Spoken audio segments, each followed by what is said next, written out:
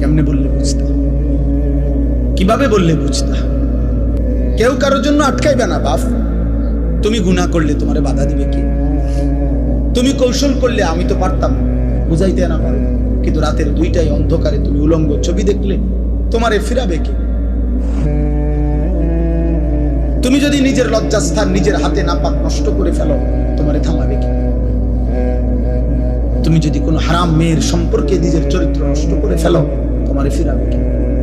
অতএব তোমার বিবেক, তোমার অনুভূতি, তোমার আখিরাত, তোমার আল্লাহর কথা স্মরণ থাকা, এটাই তোমার এই গুনাহ থেকে ফিরাবে। তাহলে আমি কি আর তোমার লগে থাকবো? তুমি কি আর আমার সাথে থাকবে? এই জন্য আমরা বিবেক জাগাইতে চাই।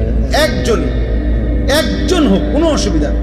আমি তো ইলেকশন করছি না যে ভাই আপনাদের সবার ভোট দরকার আমার, এবার আপনারা দাঁড়াইয়া মুতেন আর বইয়া মুতেন, এটা দেখার বিষয় না। ভোটটা আমারে দিয়ে, বিষয়টা কি এমন? কথা বলেন, এই মাহফিলের মাকসাদ এইটা? আখিরাত। কি মাকসাদ? আখিরাত। আখিরাত মাকসাদ।